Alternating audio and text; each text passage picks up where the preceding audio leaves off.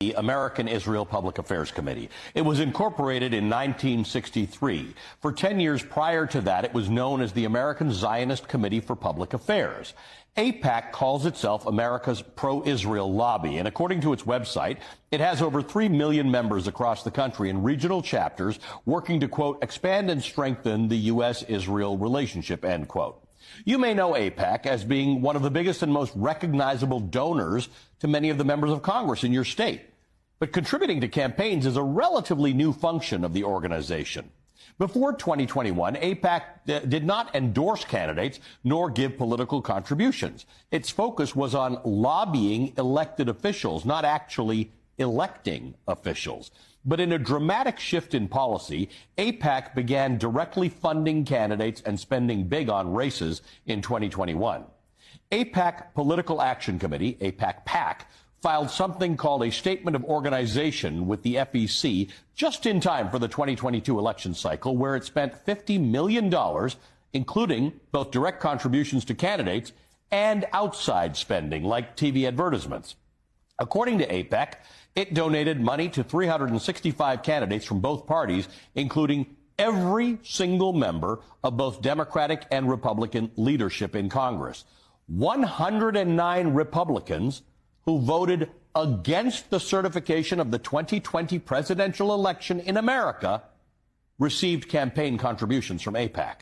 All in all, AIPAC gave money to 342 members of the 118th Congress. The 2022 elections were the most expensive midterms in American history, with a total cost of $8.9 billion spent. Now, last year, AIPAC ranked 15th in total expenditure by a political action committee, according to data collected by Open Secrets. But take a look at the other funders that AIPAC is competing against for that title. Act Blue and Win Red. They are Democratic and Republican Party machines. Save America is Donald Trump's money-raising operation. The Conservative Club for Growth, Emily's List, focuses on electing Democratic women to office. All of the PACs on this list are massively domestic-focused ideological machines. AIPAC is the only organization in the top 20 whose interests are focused entirely on America's relationship to a foreign government. Now, let's take a look at who benefits from AIPAC's largesse. Here are the top 20 recipients in Congress, the House and the Senate, of AIPAC money in the 2022 midterm cycle, according to Open Secrets.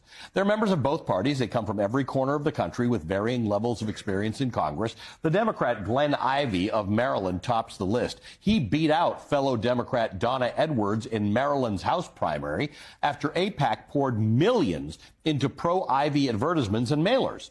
Edwards was running for a second stint in Congress after serving during the Obama administration, where she voted present, not even a no, on a number of pro-Israel resolutions. So the money poured in against her. Not even an endorsement from Nancy Pelosi could save her. Michigan Democrat Haley Stevens unseated Democratic Representative Andy Levin. Here's what Levin had to say about that. I'm really Jewish, but AIPAC can't stand the idea that I am the clearest, strongest Jewish voice in Congress, standing for a simple proposition that there's no way to have a secure democratic homeland for the Jewish people unless we achieve the political and human rights of the Palestinian people. AIPAC spent $4 million against Levin. He lost by 20 points. When Michigan Congresswoman Rashida Tlaib, the only Palestinian American in Congress, was censured by the House in early November over what some lawmakers called her rhetoric around the Israeli-Hamas war, 22 Democrats joined Republicans in that censure vote. 18 of those Democrats received campaign funds from AIPAC in 2022, totaling more than $1.1 million. By the way, for these 6 of them, AIPAC was their top contributor. A growing list of progressive lawmakers who are vocal in their criticism of the government of Israel and its policies and their support for Palestinian self-determination have inspired AIPAC to spend even more. As progressive lawmakers began calling for an immediate ceasefire in Gaza, Slate reported that insiders expect AIPAC's 2024 spending to hit $100 million. In fact, United Democracy Project, which is a pro-Israel super PAC affiliated with AIPAC, is already spending money on attack ads against Democratic Representatives Jamal Bowman of New York and Summer Lee of Pennsylvania. Lee has already got a primary challenger, as do Cori Bush and Ilhan Omar. Pro-Israel donors have already signaled that they are eager to primary Rashida Tlaib and Alexandria Ocasio-Cortez.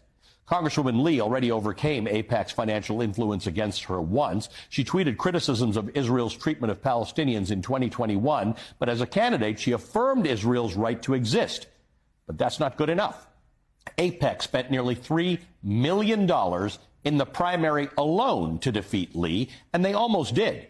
She beat Stephen Irwin, who is third on the list of money given to candidates by AIPAC in 2022, by less than 1,000 votes. And if Congresswoman Lee wants to keep her seat in 2024, she's going to have to do it all over again. She joins me in studio after this break.